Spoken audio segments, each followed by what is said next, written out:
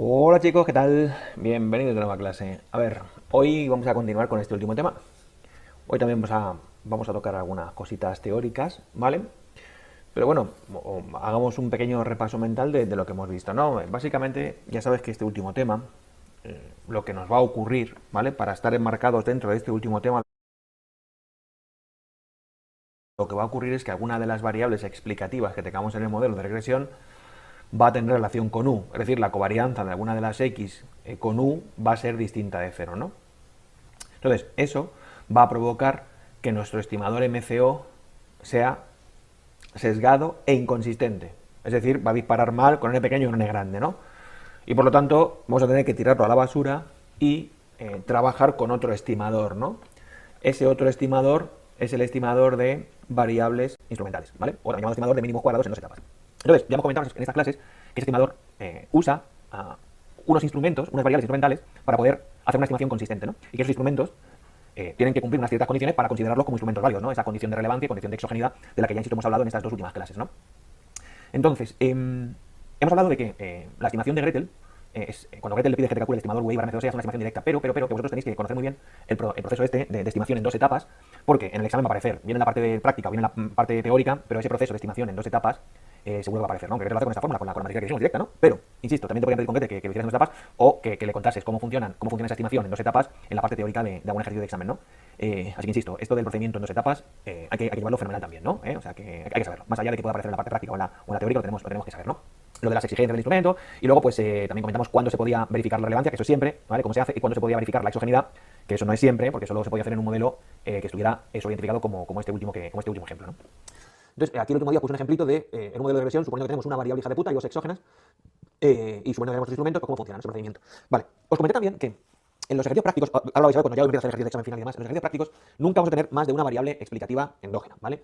Pero en la nomenclatura, ¿vale? En la nomenclatura, y cuando ahora escriba hoy a hablar de los supuestos, vamos a hacer un poco de teoría, bueno, pues se presupone que vas a tener K variables explicativas endógenas y R variables explicativas exógenas, ¿vale? Y luego tienes M instrumentos, ¿vale? Pero insisto, a efectos prácticos, o sea, en teoría te puedes encontrar 5, 6, 14 variables que sean problemáticas, pero luego en la práctica nosotros solo vamos a tener una única variable explicativa endógena, una variable problemática, nada más que una. ¿Por qué, Tony? Bueno, en realidad viene provocado por el contraste de relevancia. Cuando hay más de una variable problemática, hacer el contraste de relevancia es complicado. No es tan sencillo como esto de como lo hacéis ahora comparando el estadístico F con 10 y ya está, ¿no? Que lo iremos viendo, ¿no? Entonces, por eso por lo que el señor Stock no pone en este tema, en este capítulo del libro, capítulo 12, no pone ningún ejemplo, ni uno solo, en el que haya más de una variable explicativa endógena, ¿vale? Y esencialmente por el tema del contraste de relevancia. Bueno, entonces, como digo, hoy pues voy a contar algo más de teoría, ¿vale? Pero voy a terminar ese ejercicio que me dejé empezado, ¿vale? Bueno, me he empezado, solo hice una introducción, no hice ningún apartado, ¿vale? Que es, por cierto, que este ejercicio este año está en la hoja 11, ¿vale? Ejercicio 2. Pero ¿por qué utilizo las hojas antiguas? Porque tienen más apartaditos y hay veces que como este año he quitado cosas que vienen en las antiguas que quiero hacer, ¿no? Venga, vamos a por este. A ver, lo interesante de este ejercicio, que por eso le elegí, es el siguiente motivo. Mira, atento. Tranquilo, porque a ti, ya lo veréis cuando hagamos exámenes, que hoy voy a hacer uno, esa es mi idea, ¿vale? Hacer uno hoy. Te van a decir siempre en un modelo de regresión, y en este modelo de regresión teníamos la cantidad demandada de cigarrillos explicada por el precio de la cajetilla y por la renta del individuo, ¿vale? Siempre te van a decir cuál es la variable explicativa que se presupone que es endógena, que es hija de puta, ¿vale? Siempre lo van a decir, ¿vale? Te van a decir, la covarianza del logaritmo por los cigarrillos con u es distinta de cero, ¿vale? Ahora bien, tú en realidad, ¿vale? En este ejercicio podías intuir cuál era esa variable problemática. ¿Por qué? Porque los instrumentos que te dan, ¿vale? Los instrumentos que te dan, que los tienes aquí en la tablita, ¿vale? Instrumentos, variables instrumentales. El que los busca, el investigador que busca los instrumentos, los busca con la intención de que cumplan las dos condiciones, ¿vale? La intención está ahí, luego ya veremos si se cumplen o no, pero nadie busca a propósito instrumentos ya sabiendo que no cumplen las condiciones, ¿de acuerdo? Entonces, como estos instrumentos eran impuesto de ventas tipo IVA y un impuesto específico de cigarrillos, pues parecía lógico pensar que esos instrumentos son para arreglar la variable precio de los cigarrillos, porque el impuesto de venta y un impuesto específico de cigarrillos tienen relación con el precio de los cigarrillos, no con la renta, ¿no? Entonces, bueno, intuíamos que en este modelo la variable problemática es, a la vista de los instrumentos, el precio de los cigarrillos. Vale, vamos a ver. Como hay una única variable problemática y dos instrumentos, como os comenté, aquí aparecen tres posibilidades. Desde luego, utilizar MCO es absurdo. Pero tenemos tres opciones para usar el estimador VI. Disparar con VI apoyándote en el instrumento impuesto a ventas, que es lo que hace la columna número 1. Disparar con el estimador VI apoyándote en el otro instrumento, que es el impuesto específico de cigarrillos. Y columna 3, disparar con VI pero apoyándote en ambos instrumentos, ¿vale? Bien, en esta misma tablita vimos que el instrumento impuesto a ventas tiene un estadístico F para hacer el contraste de relevancia que se llama estadístico F de la primera etapa. ¿Y sabéis por qué? Porque el contraste de relevancia se hace con el modelo de la primera etapa, que vale 33. Luego se ve perfectamente que ese instrumento es un instrumento relevante, ¿vale? Es fuerte, cumple la condición de relevancia. Con el impuesto de cigarrillos pasa lo mismo, el estadístico es incluso más, todavía 102. Normal, ¿eh? Porque como ya comenté, un impuesto específico de cigarrillos tiene mucha más relación con el precio de la cajetilla que un impuesto genérico de ventas, ¿no? Y luego, por supuesto, cuando se usan ambos, pues lógicamente, si ambos son por separado relevantes, pues en conjunto idem, ¿no? ¿Vale? En conjunto idem. Vale. Pero, ¿qué pasaba en este ejercicio? ¿Qué pasaba en esta tablita? Pues que, claro, en la columna 3, como tenemos un modelo sobreidentificado, no en la columna 1, no en la columna 2, pero sí en la columna 3, porque en la columna 3 estamos usando dos instrumentos para una única variable, hija de puta, pues me daban calculado también el estadístico J para hacer el contraste de Hansen-Sargan. Recuerda que ese contraste de Hansen-Sargan, que vimos en la última clase, es el contraste para averiguar la exogeneidad de los instrumentos, ¿no? A fin de cuentas, los instrumentos tienen que verificar dos cosas, relevancia y exogeneidad, ¿no? Bueno, pues con ese, en concreto con el p-valor, no hacía falta ni que comparásemos el estadístico con el valor crítico porque me dan también el p-valor, ¿no? Entonces, con el p-valor nos dimos cuenta de que al ser tan pequeño, ¿vale? La conclusión es que rechazo ese contraste de exogeneidad, ¿no? Y rechazar el contraste de exogeneidad, acuérdate, es malo, porque precisamente lo que tú quieres es aceptar que la covarianza sea cero. Rechazar quiere decir que al menos uno de esos dos instrumentos, bien impuesto de ventas o bien impuesto de cigarrillos, al menos uno de los dos no está cumpliendo la condición de exogeneidad, ¿no? Cuidado, cuando decimos al menos uno de los dos, ¿vale? Puede ser uno, otro o ambos los que estén incumpliendo la condición. Pero si ambos instrumentos estuviesen incumpliendo la condición, no había ejercicio, porque ninguno de estos tres modelos tendría bien calculado los parámetros. Entonces, haciendo una lógica de reducción al absurdo, dijimos, bueno, por lo menos uno de los instrumentos va a ser bueno, así que tenemos un instrumento bueno y otro malo. ¿Cuál es el instrumento que no está cumpliendo la condición de exogeneidad? ¿Vale? ¿Cuál es el instrumento que no está cumpliendo la condición de exogeneidad? Bueno, pues, exogeneidad. Queremos que el instrumento no tenga relación con U. Bueno, pues os dije, ¿qué variables hay en U? Variables que explican la cantidad demandada de cigarrillos. Vale, y ahora, ¿cuál de estos dos impuestos va a tener relación con variables que explican la venta de cigarrillos? ¿Un impuesto genérico o un impuesto específico de cigarrillos? Pues parecía lógico pensar que este impuesto de cigarrillos va a tener relación con variables que explican la demanda de cigarrillos. Y un impuesto genérico, pues no. Así que, de los dos instrumentos, impuesto de ventas y impuesto de cigarrillos, el que en el contraste se ve que hay al menos uno de los dos que está incumpliendo, que no cumple la condición de exogeneidad, parece claro que el que no la cumple es el impuesto específico de cigarrillos. Bueno, pues, si concluimos que el impuesto específico de cigarrillos no es un buen instrumento porque es el que no está cumpliendo la condición de exogeneidad, insisto, esto hay que razonarlo de forma intuitiva. Tranquilo que en el examen tampoco te lo van a pedir, que lo verás en algunos exámenes. Pero bueno, ahí estás tú con tu conocimiento para intuirlo, ¿no? Así que parece entonces, insisto, si concluimos que este instrumento no es bueno, pues de las únicas tres columnas, la única columna que tiene disparos bien calculados es la columna número 1, que es la que está disparando con el estimador VI apoyado en un instrumento que cumple las condiciones. En la columna 2 y en la columna 3 estamos disparando con VI, pero apoyándonos en un instrumento que no cumple las condiciones. Y eso hoy lo voy a formalizar, pero eso al final hace que tu estimador VI también sea un mal estimador, como lo es el MCO cuando hay una variable problemática, ¿no? Así que, insisto, esta aplicación a mí me parece la más interesante de todo el ejercicio y no los apartados, porque mira, en los apartados A, B, C y D siempre te hablan de la columna 1. Ya, pero yo creo que esta explicación que os acabo de hacer es lo más importante para comprender el ejercicio. ¿Por qué se usa la columna 1, no? ¿Vale? Es más, mirad, aprovechando también esta tablita, quiero comentaros cómo funciona, por lo menos para que lo sepas, el contraste de exogeneidad de los instrumentos, el contraste de Hansen-Sargan. ¿Por qué el contraste de Hansen-Sargan, Tony, solo puede hacerse cuando tenemos un modelo sobreidentificado? Mira, muy sencillo. Porque el contraste de Hansen-Sargan, el contraste J, ¿vale? Se basa en lo siguiente. Atención, que te lo quiero explicar. Se basa en la comparación de los disparos, ¿vale? Es decir, para hacer el contraste de Hansen-Sargan, ¿vale? Cuando se hace el contraste de Hansen-Sargan, se están comparando este disparo con este disparo. Recordad que la variable problemática es el logaritmo del precio, ¿no? Entonces, claro, para comparar disparos tienes que tener diferentes instrumentos, porque si solo tienes un instrumento solo puedes hacer un disparo, pero si tienes dos o más instrumentos para una variable hija de puta, puedes hacer disparos por separado, disparo con este instrumento, disparo apoyado en el instrumento, disparo con este otro, ¿no? Bueno, pues el contraste de Hansen-Sargan en realidad se basa en la diferencia entre estos dos disparos, porque señores, si los dos instrumentos fuesen buenos, este disparo y este deberían quedarse muy cerca, ¿vale? Y sí, claro, si alguno de estos dos instrumentos es malo, estos disparos van a quedar separados, porque insisto, si yo tengo un instrumento con el que disparo bien y un instrumento con el que disparo mal, pues el instrumento con el que disparo bien se irá cerca del palillo y con el que disparo mal se irá a tomar por saco el palillo, ¿no? Entonces, en realidad, el contraste de Hansen-Sargan, esencialmente lo que hace por detrás este contraste de J es comparar estos dos disparos, ¿vale? Y cuando están lejos es como, hostia, hay evidencia de que al menos uno de estos dos, a lo mejor los dos, pero al menos uno seguro está jorobado, ¿vale? Porque si no, si ambos instrumentos fuesen correctos, el disparo con la escopeta Wii apoyada en este y el disparo apoyado en este debería irse más o menos hacia el mismo sitio, ¿vale? Hacia alrededor del palillo, ¿no? Espero que se comprenda. Entonces, bueno, quedaros con este tipo de detalles teóricos, ¿vale? Que son importantes para luego pues, contestar a las diferentes preguntas, tanto prácticas como teóricas que nos encontremos en los exámenes y en la mini-prueba, ¿vale? Venga, vamos a hacer el ejercicio que básicamente es un repaso de modelos lineales, contextualizado en esto, pero no lineales. Entonces, a ver, vamos a hacer el ejercicio. Ya ha quedado claro un poco por qué de toda esta tabla, al final la única columna que vamos a usar en esta pregunta es la columna 1. Que no hay ningún apartado que te diga explique por qué solo vamos a usar la columna 1, pero es que a mí me parece que esto es lo más interesante, ¿no? Que un alumno entienda por qué al final te da una tabla con tres columnas, pero luego solo acabamos usando la columna 1, ¿vale? La columna 1, ¿vale? Vale. Venga, vamos a hacerlo, ¿vale? A ver, dice el apartado A, ¿vale? Supóngase el apartado A, que el gobierno federal está considerando un nuevo impuesto sobre los cigarrillos, ¿vale? Está considerando poner un nuevo impuesto, que se estima que aumentará el precio de venta al por menor en 0,50 dólares por paquete, ¿vale? O sea, están considerando poner un nuevo impuesto que lo que va a hacer, obviamente, aumentar el precio de la cajetilla. ¿Cuánto? Pues va a pasar, si el precio actual por paquete es de 7,50, va a pasar de valer 7,5 el paquete a valer 8, ¿estáis de acuerdo? 8 dólares, porque va a aumentar medio dólar por paquete. Dice, utiliza la regresión de la columna 1 para predecir la variación de la demanda, para predecir cómo va a variar la demanda si el precio aumenta de 7,50 a 8. Construye el grado de confianza al 95% para esa variación, ¿no? A ver, mira aquí, ¿vale? Cuando tenéis un modelo con logaritmo, recordar que cuando te piden la variación de la demanda, no te piden la variación exacta, que un día conté cómo calcular la variación exacta de la demanda con el logaritmo, que era la variación aproximada porcentual, ¿no? Entonces, como tenemos el precio va también con logaritmo, ¿vale? Recordar que en este modelo, ¿vale? ¿Vale? Apartado A. En este modelo podríamos decir que el incremento porcentual de la cantidad demandada es aproximadamente beta 1 gorrito por el incremento porcentual del precio, ¿vale? Entonces, si a mí me dicen cuánto va a variar porcentualmente el precio, pues yo te digo más o menos cuánto va a variar porcentualmente la demanda. Pero claro, a mí aquí el tío lo que hace es darte la variación del precio en términos absolutos. Es decir, te dice que el precio pasa de 7,50 a valer 50 más. O sea, pasa de 7,50 a 8, ¿no? Lo primero que vamos a hacer es traducir ese incremento en unidades del precio, lo vamos a traducir a un incremento porcentual del precio. ¿Cómo hacemos esto? Bueno, vamos a ver. Si el precio de la cajetilla es 7,5 y aumentamos 0,5 dólares, ¿qué aumento porcentual es ese, no? Bueno, pues eso simplemente el incremento lo dividimos entre el precio multiplicado por 100, ¿vale? Y esto queda, que ya lo tengo apuntado, 6,67%. Y ahora ya que sabemos que, por lo tanto, el incremento porcentual del precio va a ser de un 6,67%, ¿vale? Pues vamos a calcular cuánto esperamos que vaya la demanda. Y claro, vamos a utilizar la columna 1 porque el beta 1 gorrito donde está bien calculado es aquí, ¿vale? Menos 0,94 Porque insisto, aunque el resto de columnas también usan el estimador VI, como se están apoyando en un mal instrumento, no tienen bien hecho el cálculo, ¿no? Menos 0,94 por 6,67 y esto queda, calcular, lo tengo por aquí ya hecho, menos 6,27, ¿vale? O sea que si tú aumentas el precio de la cajetilla medio dólar, partiendo desde 7 dólares y medio, es decir, si aumentas el precio de la cajetilla un 6,67%, pues esperas que tu demanda disminuya, lógicamente el precio aumenta, la demanda disminuye, en promedio aproximadamente, ceteris paribus, un 6,27%, ¿vale? En PAC, promedio aproximadamente ceteris paribus un 6,27%. Y te pediría un intervalo de confianza para esto, ¿no? Para esta variación, ¿no? Es decir, en PAC, promedio aproximadamente ceteris paribus un 6,27%. Y te pediría un intervalo de confianza para esto, ¿no? Para esta variación, ¿no? Es decir, la variación de 6,67 beta 1, ¿no? O sea, nos pide también un intervalo de confianza para 6,67 veces beta 1, que así es como va a variar la demanda, ¿no? Al 95%. Bueno, evidentemente, esto va a ser 6,67 por el intervalo de confianza para beta 1. Y ese tipo de cosas, los contrastes, la inferencia, es exactamente igual con el estimador VI que con el estimador MCO, ¿no? Es decir, esto es 6,67 por beta 1 gorrito más menos z de alfa medios por la desviación típica de beta 1 gorrito. Que sí, que ahora beta 1 gorrito está estimado por VI, es irrelevante, ¿vale? Irrelevante. La fórmula es la misma. Es decir, 6,67 por menos 0,94 más menos 1,96 por 0,21. ¿Vale? Entonces, esto lo tengo calculado, pero no sé si me equivoqué. Por el momento que vamos a calcular. A ver, entonces es. 0,21 sale de aquí, ¿vale? ¿Lo veis? 0,21, la desviación típica. A ver, lo voy a calcular por si acaso. 1,96 por 0,21.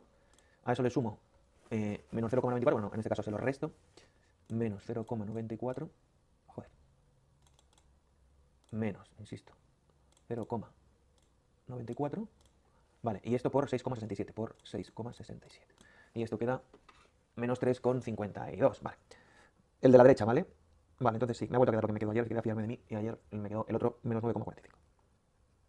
Porcentual, ¿eh? Es decir, que nosotros, si el precio de la cajetilla se mueve de 7,5 dólares a pasar a valer 8 dólares, es decir, cuando el precio de la cajetilla aumenta un 6,67%, esperamos que la demanda caiga en promedio aproximadamente un 6,27%, ¿vale? Pero con una confianza del 95% le podemos decir que cuando el precio aumenta un 6,67%, insisto, con este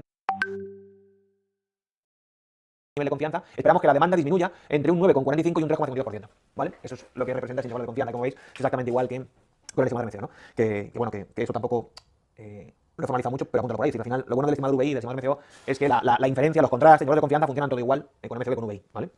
Lo que es la inferencia funciona igual. Luego en el apartado B te decía que supongo que Estados Unidos entra en recesión y la renta se reduce un 2%. Utilice la columna 1 para predecir la variación de la demanda. O sea, en el apartado B, en realidad, en lugar de hablarme de una variación del precio, me habla de una variación de la renta. ¿Qué pasa cuando la renta disminuye un 2%, ¿no? Entonces, bueno, pues ahora puedo poner que el incremento porcentual de la cantidad demandada será aproximadamente beta 2 gorrito por el incremento, como va también con logaritmo la renta, pues el incremento porcentual de la renta, ¿no?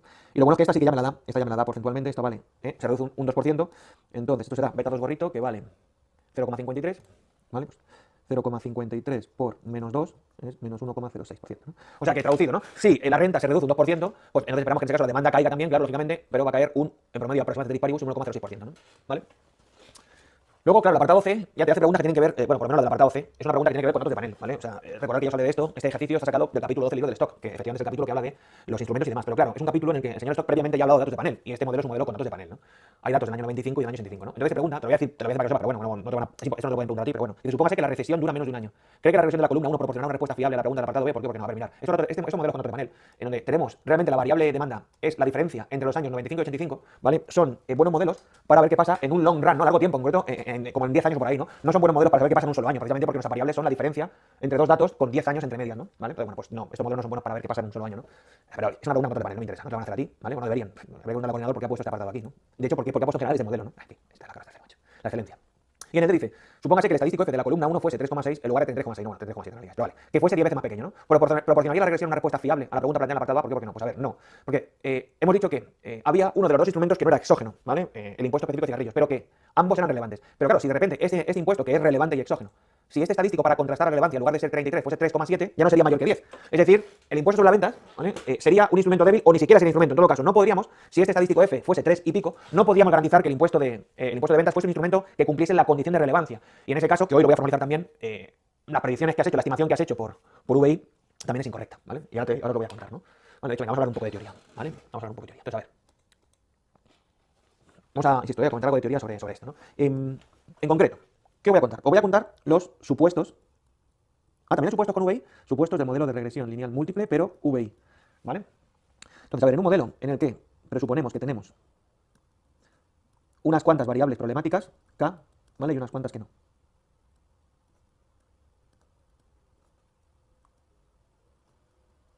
Vale. ¿Cuáles son los supuestos, Tony, del estimador VI, ¿no? Bueno, pues a ver, lógicamente el primer supuesto cambia, ¿no? Claro, ya no puede pedirle, como pedimos a MCO, que estas variables explicativas sean exógenas, que es la relación precisamente porque si va a usar VI es porque eso no se cumple, ¿no? Entonces, en realidad, el supuesto número 1 es simplemente poner que la esperanza de U condicionado por las W es 0. Bueno, vale, pues, o sea, de hecho, mucha gente el supuesto 1 luego lo coloca de forma, luego lo cuenta. Pero bueno, es decir, vale, pues las W son exógenas, pero entiendo que evidentemente las X no. Por eso vamos a usar VI, porque las variables X en relación con U. Así que no vamos a exigir que todas sean independientes de U, pero bueno, que estas, si hay algunas W, pues bueno, pues vale, pues si las hay, que estas W no tengan relación. Pero no tiene por qué verlas, puedes tener tres explicativas y ser las tres hijas de puta. Bueno, pero si hay alguna que no lo es, pues es porque será, porque cumplirá esto, ¿no? Las W son las exógenas. Buena chorrada, ¿no? El supuesto número 1 en realidad. ¿Vale? El supuesto número 2 es el mismo, ¿no? O sea, el mismo, no lo escribo, ¿no? El mismo que MCO. El supuesto número 3 es el supuesto número 1 VI, el estimador VI. El supuesto es el mismo, ¿no? O sea, el mismo, no lo escribo, ¿no? El mismo 3 y pico, no podíamos garantizar que el impuesto de ventas fuese un instrumento que cumpliese la condición de relevancia. Y en ese caso, que hoy lo voy a formalizar también, las predicciones que has hecho, la estimación que has hecho por VI, también es incorrecta, ¿vale? Y ahora os lo voy a contar, ¿no? Vale, de hecho, venga, vamos a hablar un poco de teoría, ¿vale? Vamos a hablar un poco de teoría. Entonces, a ver. Vamos a, insisto, voy a comentar algo de teoría sobre esto, ¿no? En concreto, ¿qué voy a contar? Os voy a contar los supuestos.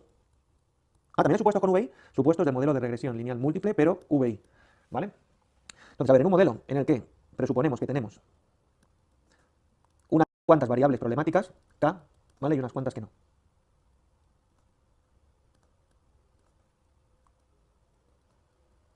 Vale. ¿Cuáles son los supuestos, Tony, del estimador VI, ¿no? Bueno, pues a ver, lógicamente el primer supuesto cambia, ¿no? Claro, ya no puede pedirle, como pedimos a MCO, que estas variables explicativas sean exógenas, que es la relación precisamente porque si va a usar VI es porque eso no se cumple, ¿no? Entonces, en realidad, el supuesto número 1 es simplemente poner que la esperanza de U condicionado por las W es 0. Bueno, vale, pues, o sea, de hecho, mucha gente el supuesto 1 luego lo coloca de forma, luego lo cuenta. Pero bueno, es decir, vale, pues las W son exógenas, pero entiendo que evidentemente las X no. Por eso vamos a usar VI, porque las variables X en relación con U. Así que no vamos a exigir que todas sean independientes de U, pero bueno, que estas, si hay algunas W, pues bueno, pues vale, pues si las hay, que estas W no tengan relación. Pero no tiene por qué verlas, puedes tener tres explicativas y ser las tres hijas de puta. Bueno, pero si hay alguna que no lo es, pues es porque será, porque cumplirá esto, ¿no? Las W son las exógenas. Buena chorrada, ¿no? El supuesto número 1 en realidad. ¿Vale? El supuesto número 2 es el mismo, ¿no? O sea, el mismo, no lo escribo, ¿no? El mismo que MCO. El supuesto número 3 es el mismo que MCO, ¿vale? Y el supuesto número 4, ¿vale? Lo que hace es, atención, señores, el supuesto número 4, ¿vale? Lo que cambia es el supuesto número 4 MCO era el de ausencia de multiexacta, ¿vale? Y aquí, en la estimación VI, el supuesto 4 es los instrumentos cumplen las dos condiciones, iba a poner así, cumplen condición de exogenidad y 2, condición de relevancia, ¿no? ¿Vale? Se quita multiexacta y se pone en el supuesto 4, se pone el requisito es que los instrumentos cumplen la condición de exogenidad y la relevancia, ¿no? De hecho, en la condición de relevancia, matemáticamente aquí ya está implícito que no hay multiexacta, ¿eh? ¿Vale? Bueno, pero vale, en realidad se quita eso y se pone esto, ¿no? Entonces, pues cuando se cumplen esos supuestos de relevancia, en realidad, porque las variables X en relación con U.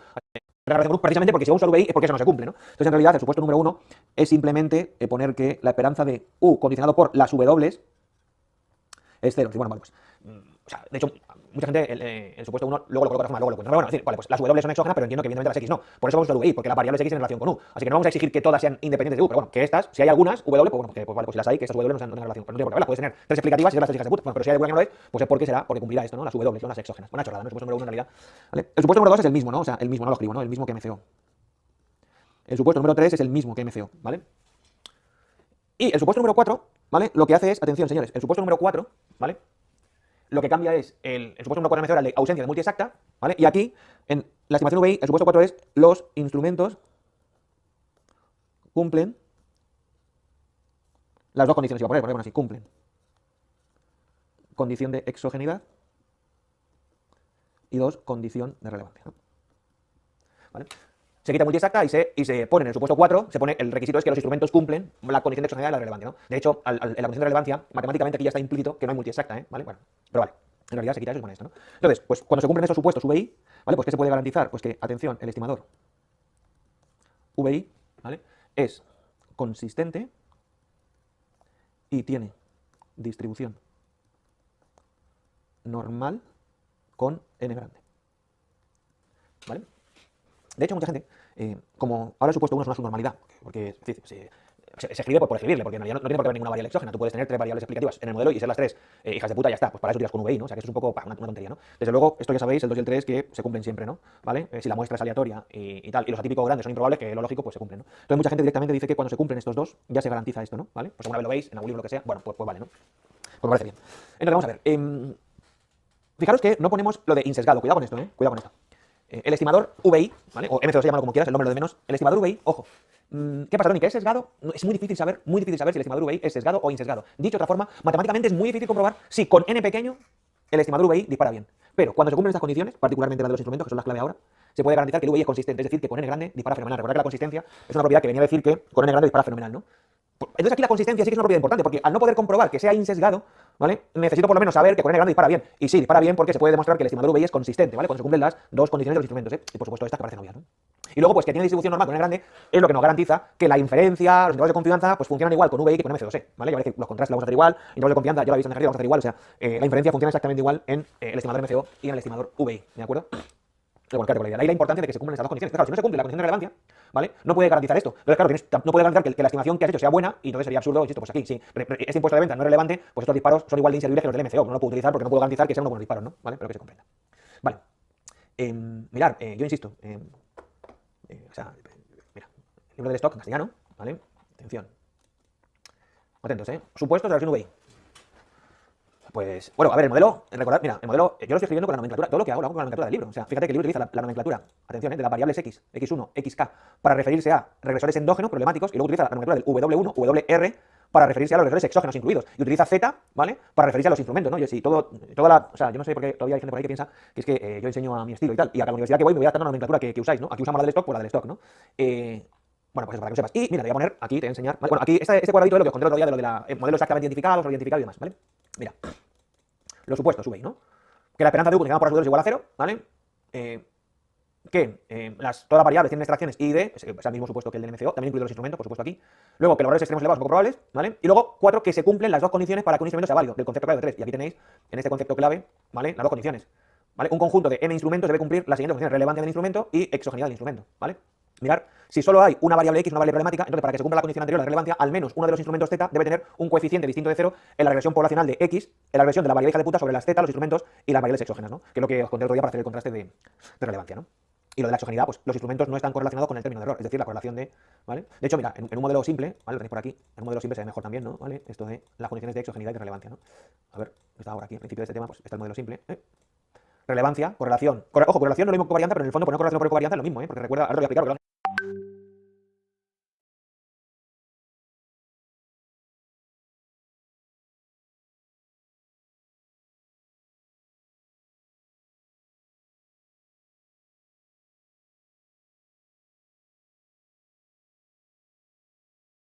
Es que poner correlación, es lo mismo, bueno, te lo explico. Correlación z con x distinto de 0, relevancia y exogeneidad z con u igual a 0, ¿no? ¿Por qué correlación y covarianza quiere decir lo mismo? No es lo mismo, Recuerda que la correlación entre dos variables x y y es como el r minúscula entre x e y, que se calcula haciendo la covarianza de x con y partido por desviación típica de x por desviación típica de y o por las cuasis, ¿no? Entonces, pero al final, si la correlación es 0, la covarianza es 0. Si la covarianza es 0, la correlación es 0. Por eso no importa poner que la covarianza de z con u sea igual a 0, es lo mismo que decir correlación de z con u igual a 0, exactamente lo mismo, creo que se comprenda, ¿no? Aunque correlación y covarianza no son exactamente la misma cosa, pero decir que la covarianza es 0 es decir que la correlación es 0, y viceversa, decir que la correlación es 0 es decir que la covarianza es 0, ¿de acuerdo? Vale, cuidadito, ¿vale? Decir que la covarianza es 0 es decir que la correlación es 0 y viceversa. Decir que la correlación es 0 es decir que la covarianza es 0. Vale. Vale, luego también, mirad, quiero comentaros que, insisto, a efectos prácticos solo vamos a tener una variable explicativa endógena, ¿vale? ¿Eso por qué es? Por el tema del contraste de relevancia, porque mirad, esto que hacemos de comparar el estadístico F con 10, que no lo voy a buscar en el libro del stock, ¿vale? Relevancia de los instrumentos, ¿vale? Aquí dice por qué los instrumentos débiles son un problema, ¿vale? Bueno, mirad, atención, Mira, comprobación de la debilidad de los instrumentos cuando existe un único regresor endógeno. Una forma de comprobar los instrumentos débiles cuando existe un único regresor endógeno, una única variable problemática, consiste en calcular el estadístico F para el contraste de que todos los coeficientes de instrumentos son iguales a 0 en la regresión de la primera etapa de MC2E. Ese estadístico F, que se llama el F de la primera etapa, proporcional a tal, bueno, pues una regla práctica sencilla es que no es necesario preocuparse si el estadístico F es mayor que 10, ¿vale?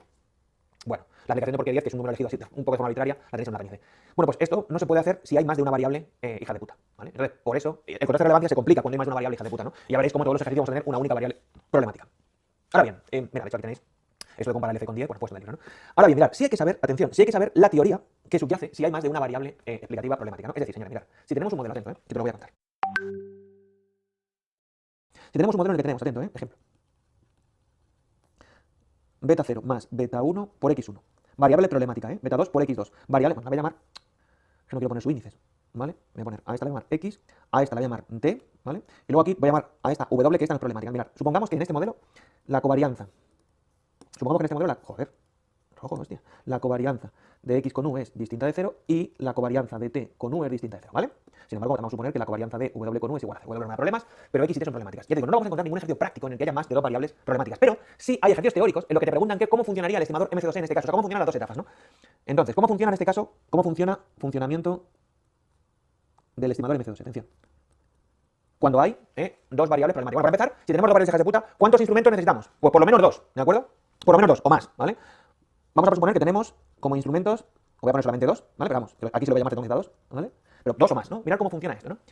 Vale, pues el funcionamiento de MC2E, lo único que cambia es que cuando hay más de una variable, hija de puta, atento, en la primera etapa, ¿vale? Tendrás que estimar por MCO,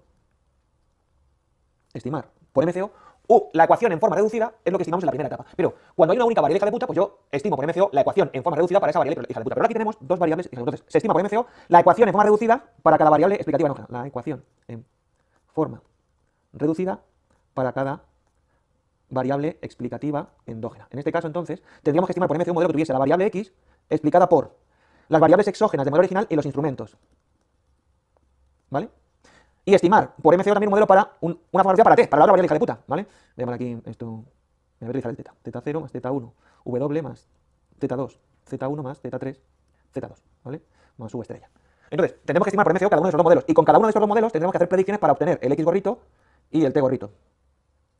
Obtener, ¿vale? El x gorrito y el t gorrito, ¿de acuerdo? Y ahora la segunda etapa, ¿vale? La segunda etapa no cambia, ¿vale? Porque haya más de una variable problemática. En la segunda etapa tenemos que estimar por MCO. Estimar por MCO el modelo, estimar por MCO el modelo original, delta 0, pero en lugar de usar la variable x original, usamos x gorrito, y en lugar de usar la variable problemática t original, usamos t gorrito, ¿vale? Voy a llamar esto epsilon. Y los deltas calculados por MCO son los betas calculados por MC2E barra VI, ¿no? Entonces, bueno, estas cuestiones pues hay que saberlas, ¿vale? Y a ver, ojo, cuando digo que no vamos a encontrar nada práctico con dos variables estas hijas de puta, es que no vamos a repetir con esta relevancia por lo menos. Ya pues alguno de que alguna ejercicio al final, creo que fue en el de junio del 23, si que recuerde, algún otro ha participado con dos de estas, pero sin pedir con esta relevancia, claro, ya lo haremos, ¿vale? Y de cara a escribir estas cuestiones teóricas, junio del 23, si que recuerde, algún otro ha participado con dos de estas, pero sin pedir con esta relevancia, claro, ya lo haremos, ¿vale? Y de cara a escribir estas cuestiones teóricas, yo que tú lo haría siempre, fíjate, mira el libro como que te lo subí material extra, yo lo pondría como está en el libro. ¿Cómo funciona? Atención, mirad, el estimador de mínimos cuadrados, así en genérico, ¿no? ¿Vale? Con múltiples variables instrumentales, ¿vale? Y también con varias x problemáticas, ¿no? Entonces, en la primera etapa tienes que regresar x sub 1 sobre las variables instrumentales z y las variables exógenas incluidas w por MCO, incluyendo un término independiente de excepto. Calcular los valores estimados mediante esta regresión denominándolos x sub 1 gorrito. Y eso hay que repetirlo para todos los regresores endógenos, x2, x sub k. Calculando así los valores estimados. Yo por ejemplo con dos, pero esa es, digamos, la aplicación genérica. Para todos los regresores problemáticos tienes que hacer una forma reducida. En las variables explicativas de la forma reducida siempre van los instrumentos y las variables exógenas del modelo original y tienes que tener predicciones. Y luego en la segunda etapa tienes que regresar, hacer una regresión por MCO de y sobre los valores estimados de las variables endógenas, sobre las x gorrito y sobre las variables exógenas incluidas, ¿vale? Incluyendo el intercepto. Y este estimador último de la segunda etapa es lo que se conoce como el estimador MC2E. Son los estimadores de la regresión de la segunda etapa, ¿de acuerdo? Entonces esto hay que conocerlo en formato teórico, ¿vale? Teórico. De hecho, mirar, ¿vale? Por seguir un poco con la teoría, ¿vale? Os voy a contar. O sea, yo, sinceramente, como todos los softwares, hace ya siglos, ¿vale? Siglos, que no usan el procedimiento en dos etapas para calcular, el estimador VI, que lo hacen con la forma directa. Algún alumno alguna vez me ha preguntado que por qué en la universidad se sigue enseñando, incluso en los libros de estos norteamericanos, se sigue enseñando esto del MC2E. Bueno, pues se enseña por un motivo. Porque, mirar, voy a ponerte un ejemplito, otro ejemplo, pero para explicarte una cosa de teoría, ¿no? Mira, un ejemplo con un modelo simple, ¿vale? Tengo este modelo simple, donde la covarianza de x con u va a ser distinta de 0. Por lo tanto, MCO a la basura. Necesito utilizar VI. Pero para utilizar VI me hace falta un instrumento. Z. Y de ese instrumento Z queremos que cumpla dos cosas. Que la covarianza de Z con u sea igual a 0 y que la covarianza de Z con X sea distinto de 0. Bueno, pues mira, hay gente que me pregunta, oye, Tony, el instrumento Z, ¿vale? Tiene relación con X. Y no tiene relación con U. Es lo que queremos, por lo menos, ¿no? Y hay gente que me dice, ¿cómo puede ser que el instrumento Z tenga relación con X, que X tenga relación con U, pero que Z no tenga relación con U? Yo la aplicación que le doy a algún alumno que me hace esa pregunta, ¿vale? Es la siguiente. Le digo, mira, tú puedes tener, ¿vale? Tú tienes un padre y una madre, ¿no? Y tú puedes tener un primo segundo por parte de tu madre, porque tu madre tiene un primo hermano aquí que tiene un hijo, ¿no? Y ese es tu primo segundo. Y luego tu primo segundo tiene otro primo segundo por aquí, entonces tú tienes relación con este tiene relación con este, pero tú con este no soy nada, ¿no? ¿Vale? O sea que, para empezar, si alguien tiene la duda de cómo puede ser que Z tenga relación con X, X tiene relación con U, y sin embargo Z y U no tienen relación, bueno, pues ese es el ejemplo más sencillo. Tú, Z tiene relación con X tiene relación con U, pero tú y U no sois nada de nada, ¿no? Bueno, pues esto de la estimación en dos etapas, ¿vale? Yo creo que se sigue contando todavía en los libros por el siguiente motivo, ¿vale? Aunque ya, insisto, los softwares lo hacen con la fórmula directa, ¿vale? Creo que se sigue contando lo de las dos etapas para que un alumno entienda precisamente qué es lo que consigue un instrumento. Mirad, como el instrumento Z tiene relación con X, pero no tiene relación con U, lo que hace el instrumento es separar X en dos partes. Es como, vale, X es una variable, pero habrá, digamos, como parte de X que tenga relación con U y parte que no. Bueno, pues lo que hace el instrumento Z es aislar de X la parte que es exógena, la parte que no tiene relación con U, que es X gorrito. Piensa que X gorrito, ¿vale? Sale de hacer predicciones de X con el instrumento Z, ¿vale? Recordad que X gorrito sale de predecir X a partir del instrumento. Bueno, pues ese X gorrito digamos que es como he sacado esa predicción de X con el instrumento Z, que es exógeno, digamos que al final lo que yo consigo con X gorrito es aislar la parte de X no problemática. Y esa es la que uso luego la segunda etapa del X gorrito para hacer el cálculo. Y estoy usando ya la parte de X que no es problemática, la parte de X que es exógena, ¿no? Creo que se comprende. Yo creo que este es el motivo por el que, y esto una vez lo han preguntado, en formato teórico, ¿vale? Así que quédate con esta idea. Vuelve a rebobinar el vídeo, lo vuelves a apuntar si quieres, ¿vale? Que, repito, lo que hace un instrumento es aislar la parte de X que es exógena de la parte de X que es endógena, ¿vale? ¿Cómo haces el instrumento? Bueno, pues como en la primera etapa hacemos predicciones para X a partir del instrumento, ese X gorrito es precisamente la parte de X exógena, ¿vale? Y luego, claro, la segunda etapa lo que hacemos es volver a estimar por MCO, pero solamente usamos el X gorrito, es decir, ya hemos quitado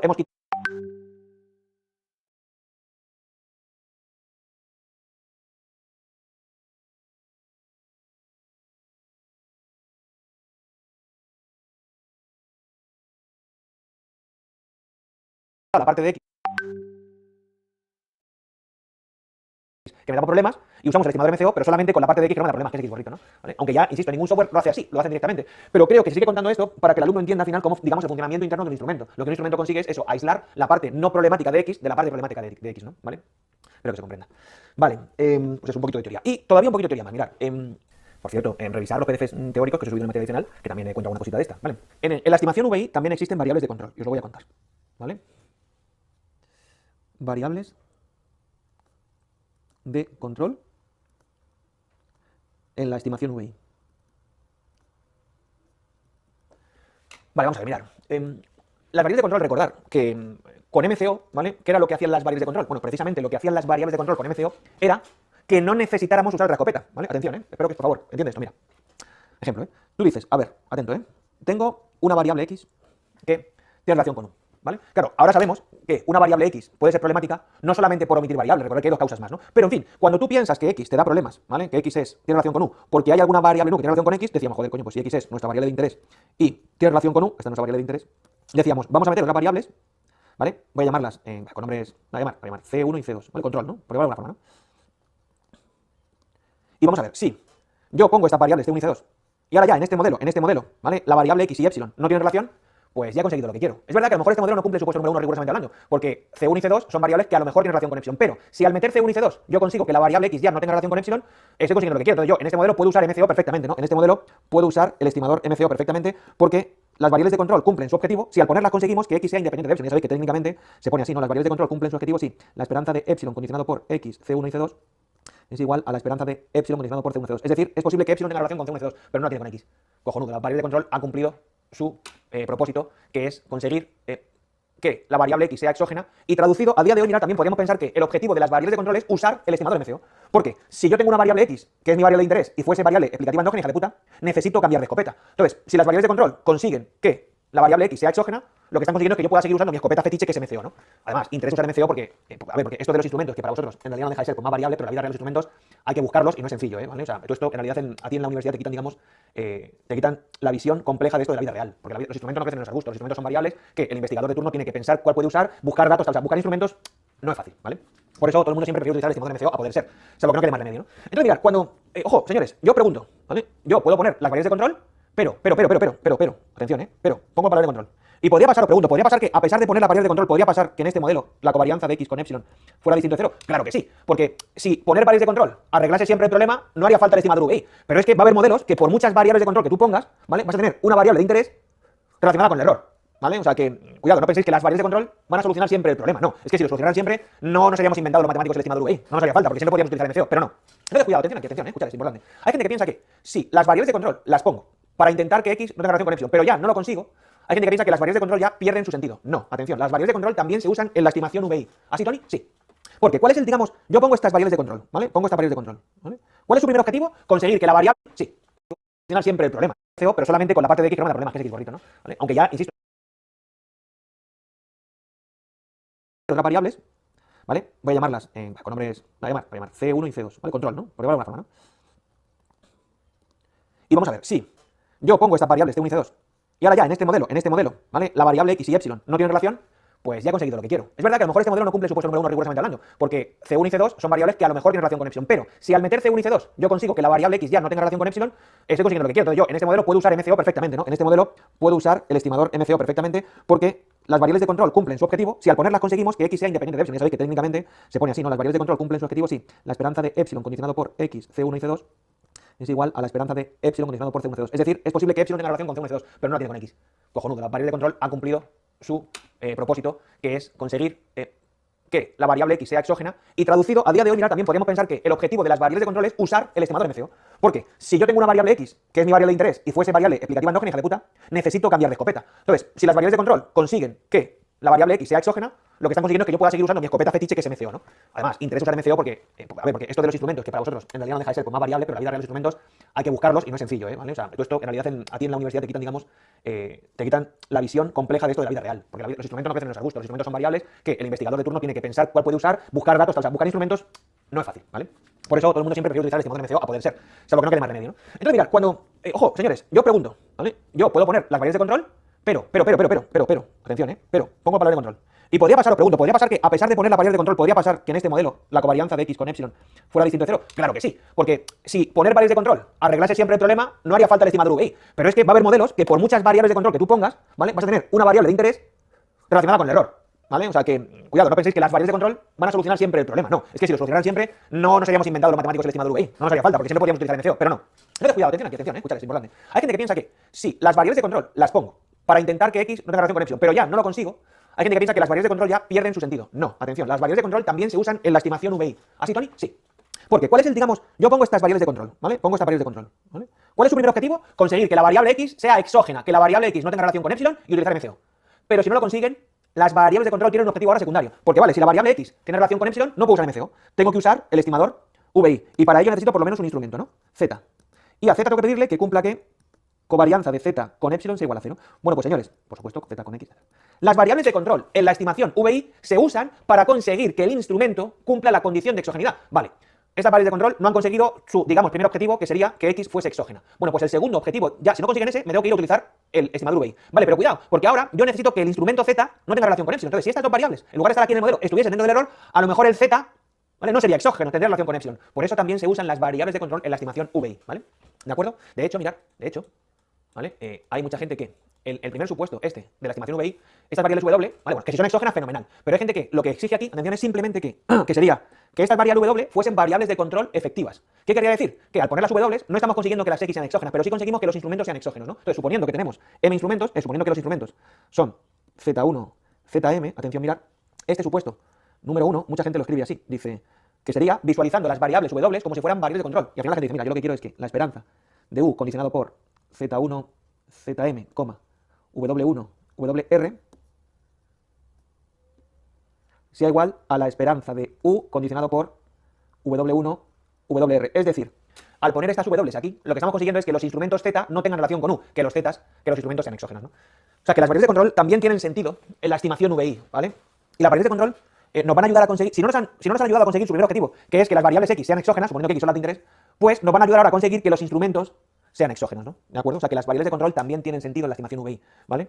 Porque, Tony, pero ya no han conseguido su objetivo, que era conseguir que X fuese exógena. Bueno, pero tienen un objetivo secundario, que es conseguir que los instrumentos sean exógenos, ¿no? Entonces, así es como se escribe matemáticamente que estas variables W son variables de control efectivas en la estimación VI. ¿Qué consiguen? Consiguen que los instrumentos sean exógenos. Es decir, el error puede que tenga relación con las W, pero no importa. Si la variable X son las de interés y conseguimos que los instrumentos sean exógenos, pues al final yo tendré estos parámetros bien calculados, los de las X bien calculados con el estimador VI. ¿De acuerdo? O sea que, bueno, que por si acaso os hago una pregunta teórica al respecto, pues para que lo sepas, ¿vale? Vale, venga, pues a ver, muy de tiempo. Vale, venga, vamos a hacer algún ejercicio, ¿vale? A ver. Insisto en que esta parte teórica, si otros años era importante, este año aún mucho más, ¿vale? Y recordad que os he subido el libro del señor Stock en castellano a la plataforma para que, si queréis memorizar los conceptos tal como están escritos en el libro, pues ahí lo tenéis. Y la versión inglesa también la tengo, pero no la he subido, preocupa mucho. Entonces, si vais con un pincho USB a la academia y lo pedís, os lo pasan, ¿vale? Porque, repito, a la hora de memorizar inglés, como en la carrera, ¿no? Pues si lo quieres escribir exactamente como venga en el libro, pues mira, miel sobre hojuelas, ¿no? Recordad que está en la plataforma, ¿vale? Venga, vamos a tratar un ejercicio de las hojas. Este año, por ejemplo, me han dicho que la hoja en castellano había un problema con las hojas, que la hoja 10 y luego que la hoja 11. Bueno, no sé, mira, yo voy a utilizar las hojas antiguas. Este ejercicio 1 de esta hoja 10 antigua, creo que es la hoja de inglés por lo menos años el 1 de la 11, y el 2 de que me voy a hacer de la hoja 10 antigua es el 2 de la 12. No, me da igual, sí por practicar, como si no fueran de las hojas, ¿vale? Pero bueno, cada uno que lo rebusque donde estén. Venga, voy a empezar por este 1. Dice así. En un modelo de regresión de variables instrumentales con un único regresor X y un único instrumento Z, o sea, el ejemplo del modelo simple con un único instrumento, la regresión de X sobre Z presenta un R cuadrado, Este es un instrumento fuerte. Bueno, vamos a verle, ¿vale? Atentos. Ejercicio 1, ¿vale? De la hoja 10. Tenemos un modelo de regresión lineal simple, igual a beta 0 más beta 1 por x, más u, ¿vale? Y me dice que tenemos un instrumento, por lo tanto, Aquí estamos presuponiendo, ya para empezar, si me dan un instrumento, porque estamos presuponiendo pues, que la covarianza de x con u es distinta de 0. Y el estimador MCO pues, no vale para nada, y por eso necesitamos un instrumento, ¿no? En concreto me dice que ese instrumento